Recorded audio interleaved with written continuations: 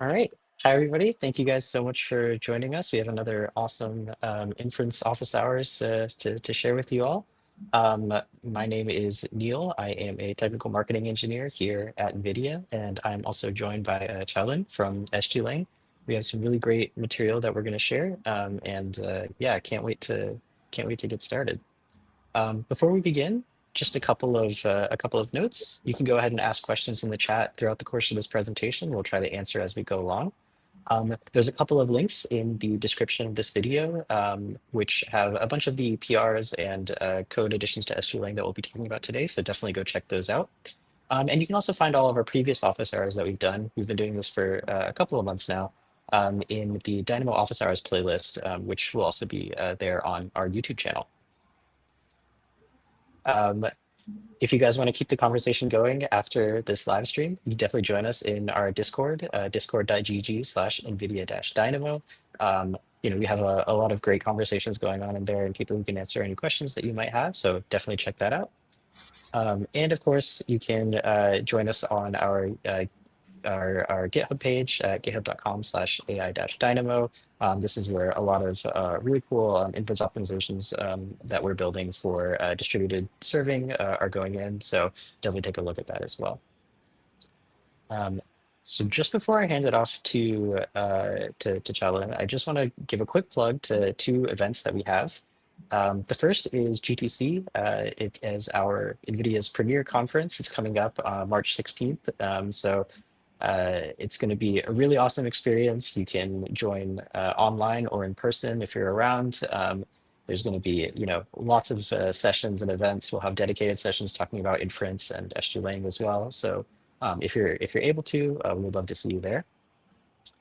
And in addition to that, we do have a hackathon that's going on right now, a Blackwell NVFP4 kernel hackathon.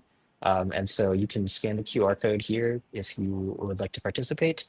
It's a really cool way to get involved with low-level GPU programming and really push the limits of GPU performance. So that's just a couple of the things that we have going on. I'm next going to pass it over to Chelin, and he's going to tell you guys a couple of things about first some optimizations that SGLang has been making for GB200 inference, as well as low latency inference overall. So Chelin, please take it away. Yeah, sure. Could you see my slides?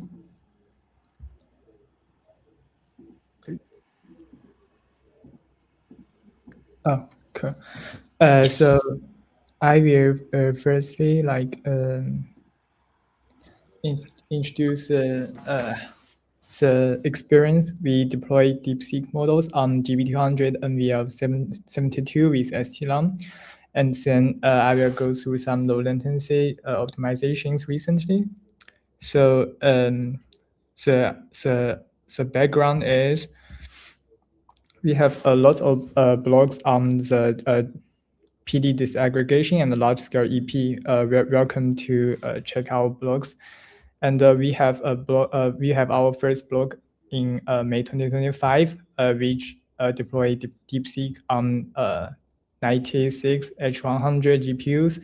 And then we are continuing doing some work to optimize it on GB200, the part 1 and part 2. Welcome to check it.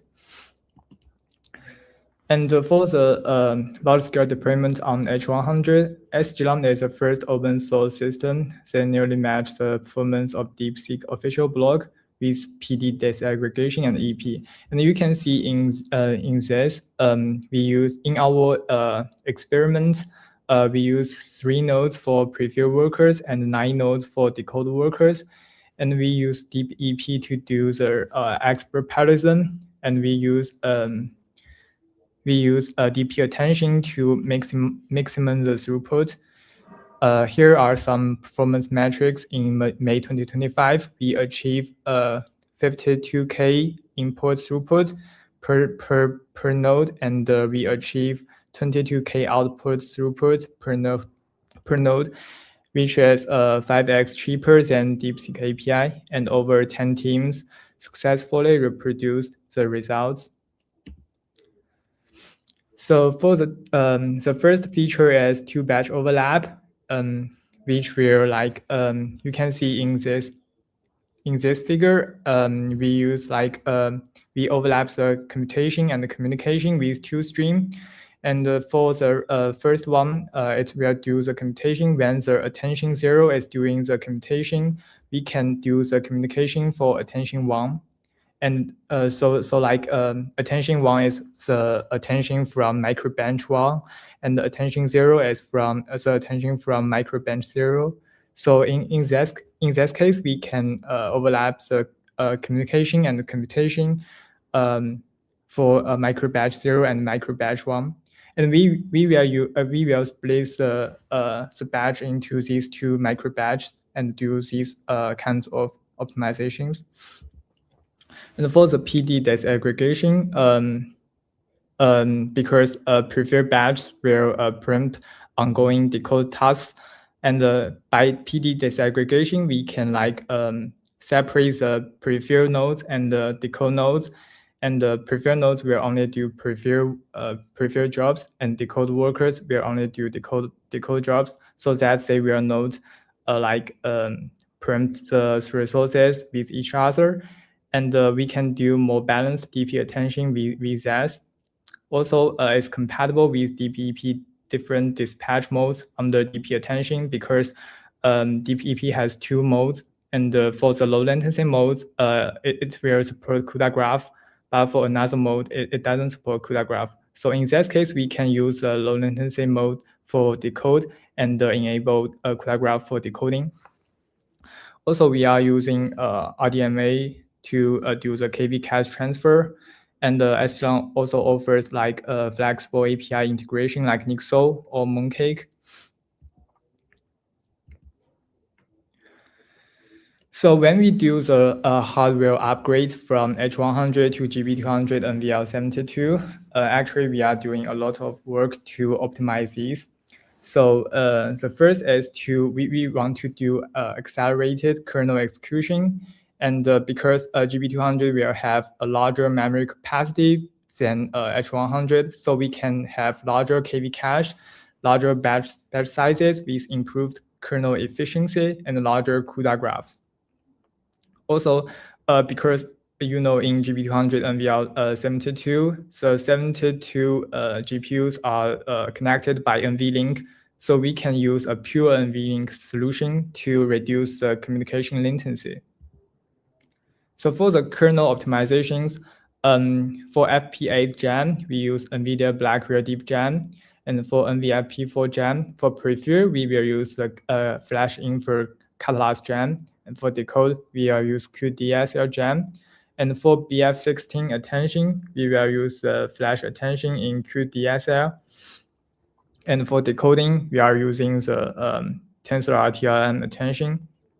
And for FP8 attention, we are using flash infer Tensor RT attention.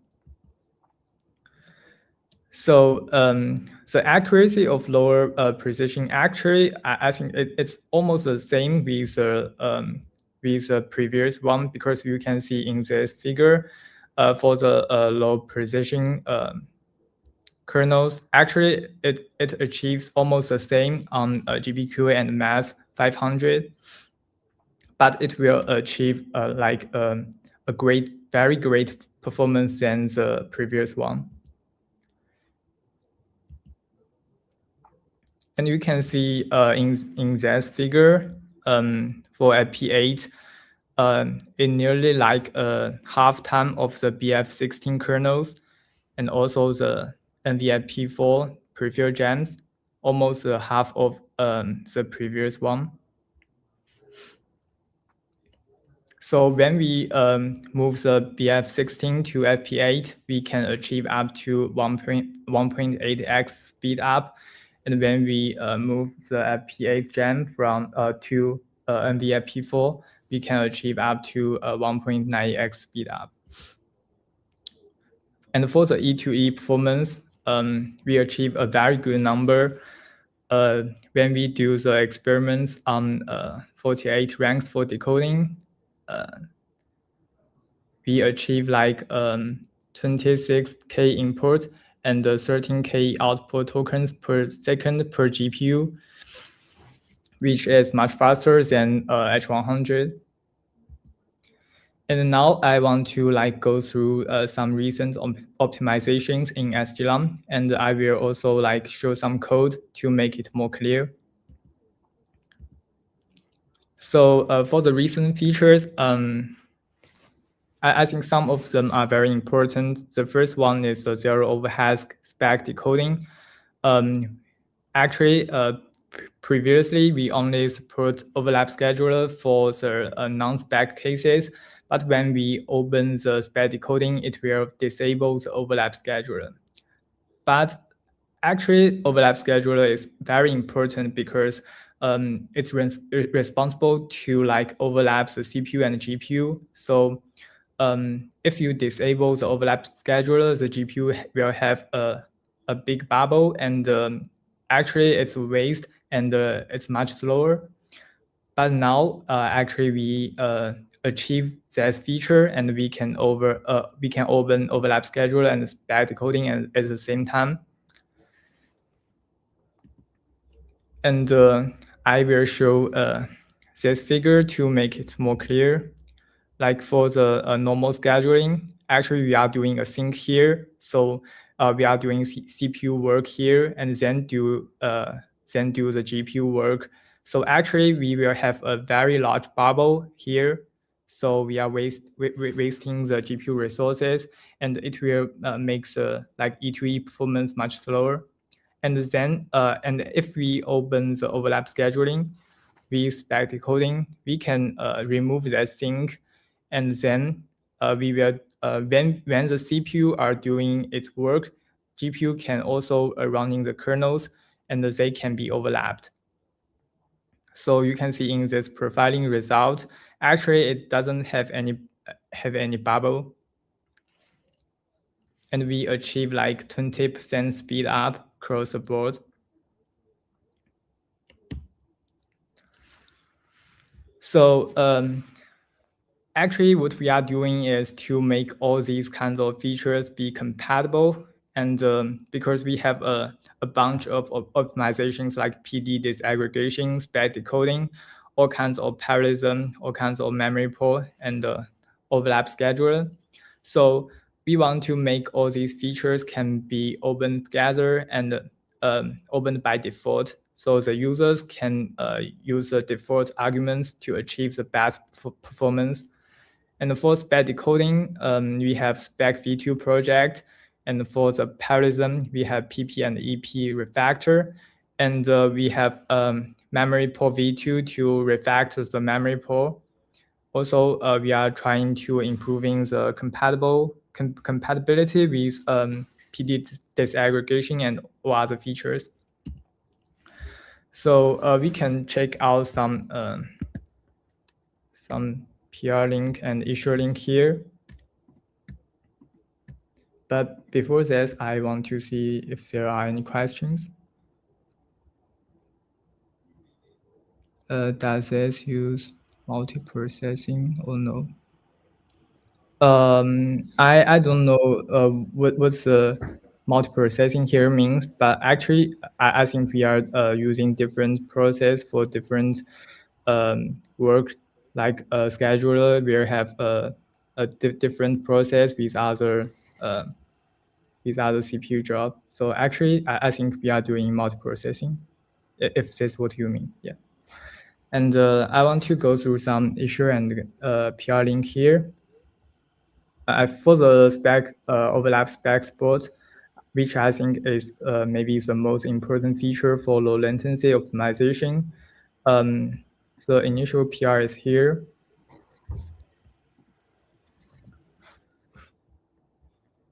So actually, we have a Ego Info v2 and Ego Worker v2 to achieve that.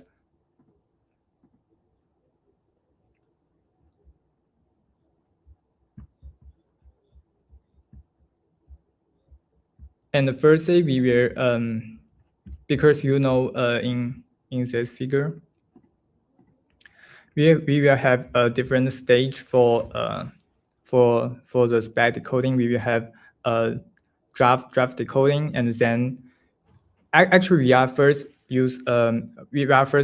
need to make the draft model to do the decoding, and then we need to use a target model to do the verify. And then after the verify, we will have the accept length. And with accept length, we can use accept length to make the draft model to do the draft extend. And then the next round is also draft verify and draft extend. And so you can find the the related function here. For the ego worker, here are the initialization. Actually, I think it's very similar with the V1.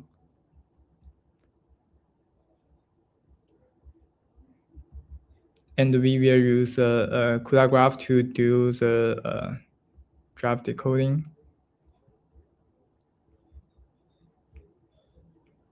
And here is the draft forward. Here is the verify. The draft forward is for the draft model to do the draft decoding, and the verify is for the target model to do the target verify to get the accept length. And we are using the CUDA event to avoid the data race. When the verify is done, it will mark the verify done is recorded, and then we will do the next stage.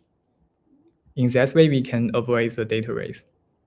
And here is the full draft extend.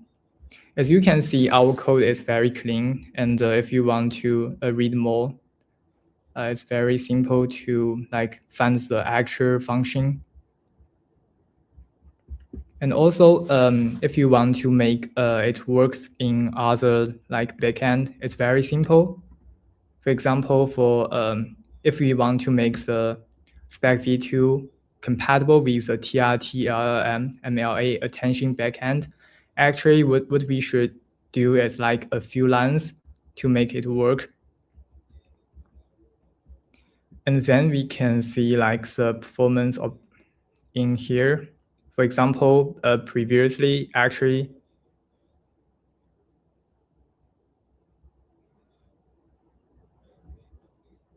yeah, here actually it's overlapped, but this figure may not be so good. Yeah, but actually, we are doing the overlap here. And before we move to the next thing, can I ask you a couple of questions about the speculative decoding? Yeah, sure. I'm curious about the draft extension process that you talked about. Could you expand a little bit more about what that does and how that's different from sort of a traditional just single draft creation and verification? Yeah. Because in spec decoding, actually, we are using the small model, which is called draft model, to do very fast decoding, and it's like to get some tokens, and then after it gets some tokens, actually we need to verify if the tokens are correct. So we need to use a target model to do the verify, and after verify, for example, actually we think maybe 3 tokens in these 4 gas tokens are correct. So we need to do the draft extend for these 3 tokens in the draft model. And it's extend these 3 tokens, 3 KV cache into the draft model. And then we can do the next round. I see. Got it. Makes sense. Thank you. Yeah, cool. So yeah, cool. So we still have a bunch of optimizations here. Sorry.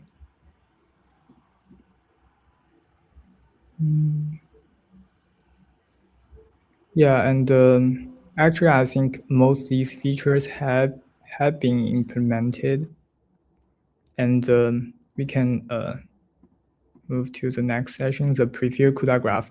The preview CUDA graph is another very important feature, and The background is like previously, we actually don't support the CUDA graph for preview stage because preview stage is much more complicated than decoding, because for decoding, like the sequence length will always be 1, but for the preview, the sequence length can be different. So actually, if we want to do the CUDA graph for preview, we need to do some padding to pad the sequence length to a fixed number, and then we can run the CUDA graph. But here we propose a way like piecewise CUDA graph. So actually, we are excluding the attention outside to the CUDA graph, and then and we do the capture thing for other components. So actually, it's like let me find some PRs here. Yeah, maybe we can just simply go through the code. Do you have a sense of if you're excluding the attention mechanism from the CUDA graph, like how much overhead does that add, because you still have to do that launch of the Yeah. Actually, I think it depends on the model. Like for some models, actually, because we are doing the CPU and GPU overlap. So if you don't do the CUDA graph for attention, then the launch overhead of the attention will be on CPU, because you need to launch the attention kernel. But if the launch overhead is not very large and your GPU is not very fast, then it can be like overlapped with CPU and GPU, so it will not be like extra overhead. But for some very small models, so that your GPU kernels are very, very fast, then it will may have some overhead. Yeah. I see. Okay. But for most models, actually, when we run the GPU kernels, it will not end so fast. So we can tolerate this. Yeah. And so the main benefit is avoiding having to do that extra padding for the Yeah. attention mechanism. Then we don't need to do the padding, and each kernel will be faster because we don't do the padding. Right. Yeah, and we can here. The initial PR for piecewise CUDA graph is here, and then we can see the profiling here. Actually, we are doing the CUDA graph for other components, and here is attention. As I mentioned, it's called unified attention with output, and it's like wrapped by a torch compiler operations, and so run the CUDA graph and then launch the attention and run another piece of CUDA graph. And you can see when the attention kernel is launched, actually we are doing another like GPU work here. So actually it's overlapped. And here are some like benchmark results. You can see like with piecewise CUDA graph, actually the throughput is much higher than the case without piecewise CUDA graph. Which model is this? I think it's a very small model, Qwen 3 14B. Gotcha. Yeah, I see we have a question in the chat. Has anyone benchmarked prefill speedup with enable piecewise CUDA graph on H100, A100, B200 for models like DeepSeek V3 or Qwen 3 Next? What prefill size or chunk prefill size settings give the best results? Do you have a sense of that? I think we have supported it here. Let me see. I don't know if this PR has the result. Yeah, it have. But these too light. Maybe you can try it by yourself. It's like Qwen 3 Next might be a bit of a different story, right? Because it doesn't have the same, I guess it does have the attention mechanisms, but you also have to worry about the linear layers. Yeah, but actually, I think we have supported the Qwen 3 Next. Yeah, here. Oh, perfect. Thank you for your question.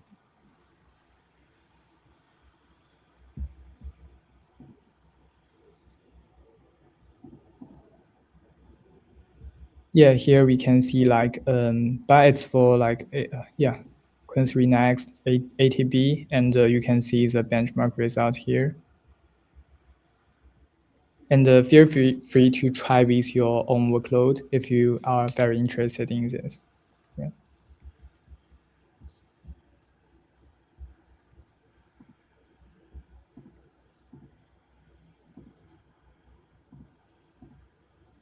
Where are we here?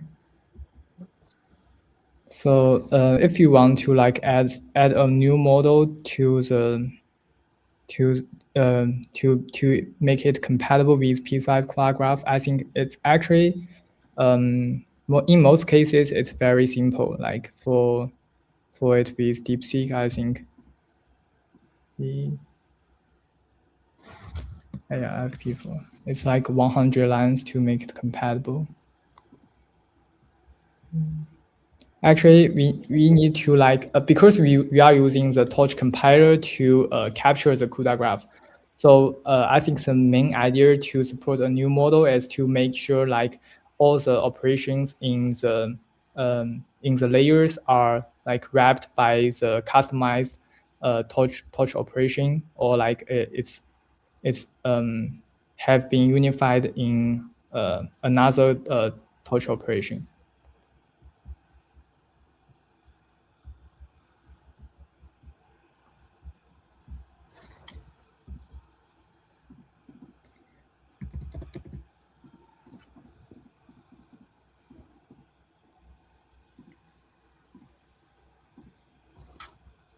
Yeah, and let's go to the next issue, the general memory pool.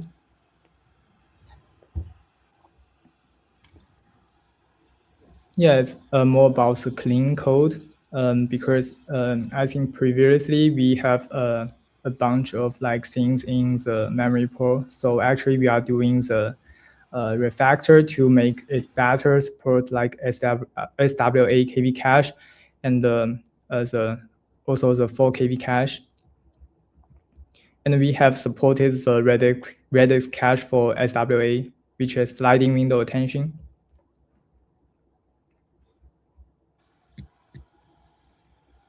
I think it's not here.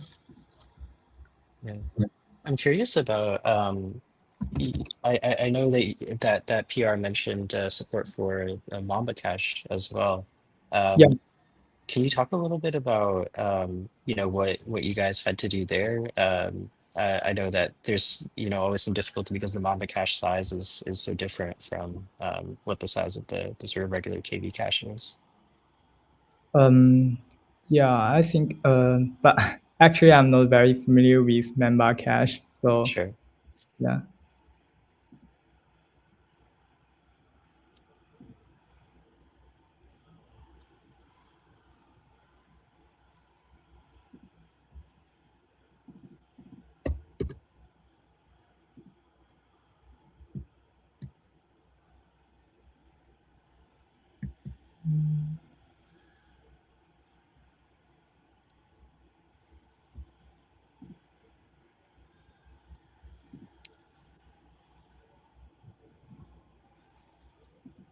Yeah, I think for Mamba cache, actually I'm not very familiar, so maybe you can just ask a question in our in our KV cache channel in our Slack.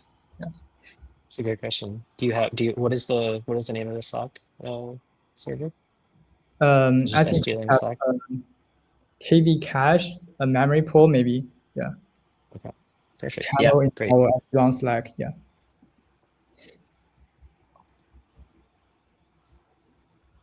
And for the torch compiler stack, I think it's also similar with prefer CUDA graph because we are using the torch compiler to do the prefer CUDA graph.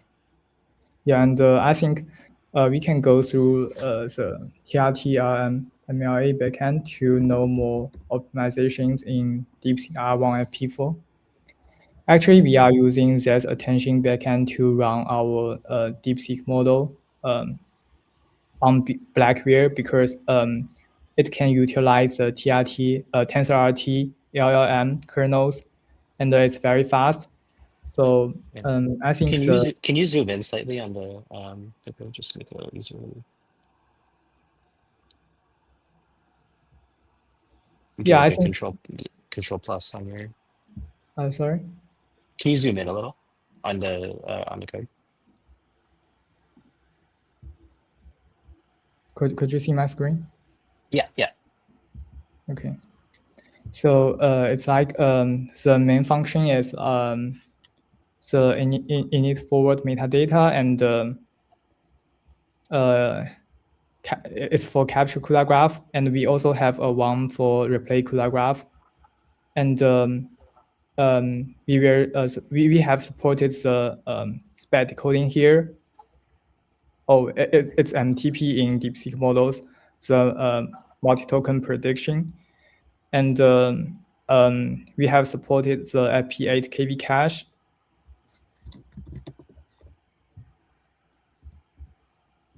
Yeah, and we are using some fuse kernels to do the quantize FP8 KV cache. And then we can use FP8 attention backend, also the FP8 KV cache to save the KV cache pool space. Also, the FP8 attention is much faster than the BF16 attention. So yeah, we have a quantize and rope kernel here, which we fuse the rope and the quantize in this kernel.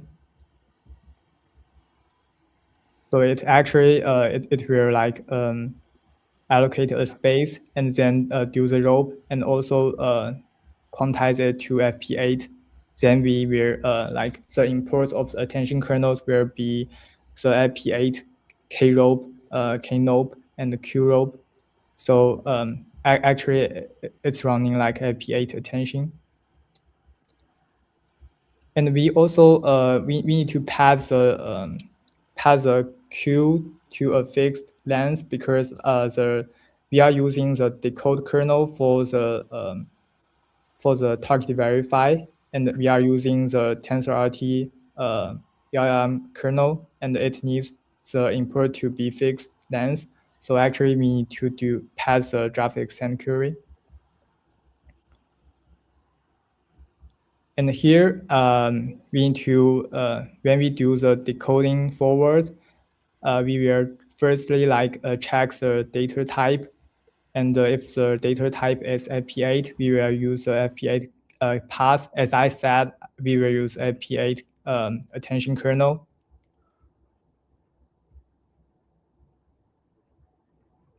And here, it will first need to init forward metadata, and then use a TensorRT kernel here.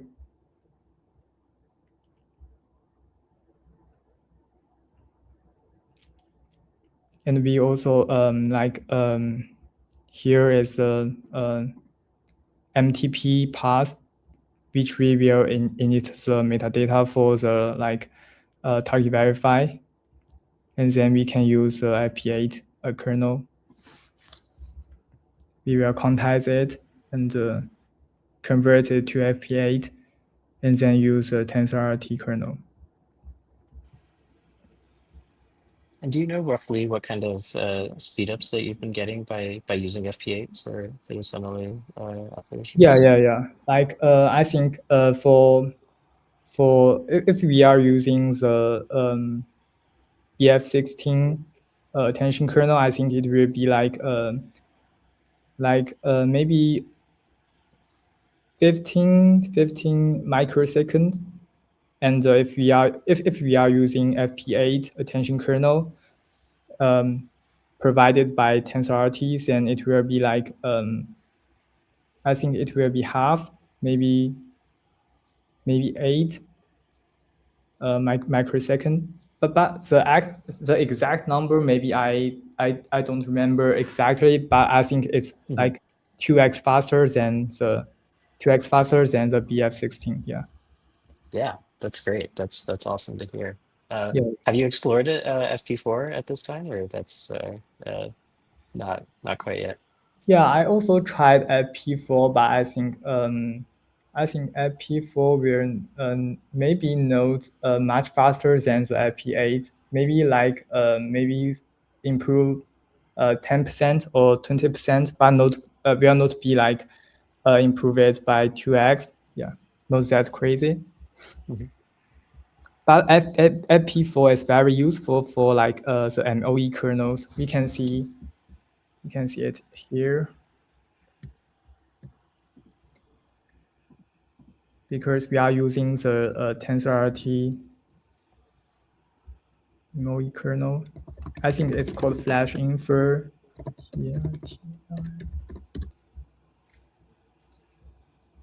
Yeah, here.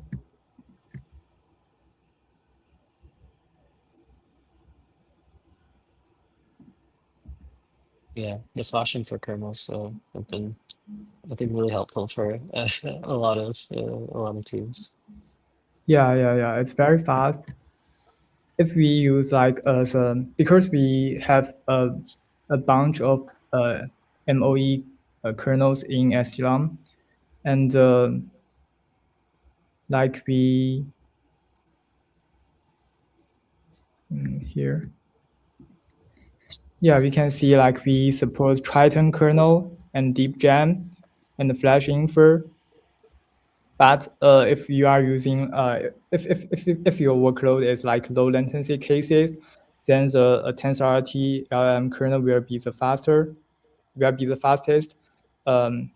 because like it also supports FP4 MOE kernel, so it's much faster than BF16 and FP8. It's like if you are using TensorRT IP4 MOE kernel, it's like 10 microsecond for one MOE gem for the gate gem or the like, um, yeah. So it's much faster, and actually we are also support some FP4 gem kernel in TensorRT. Yeah, here.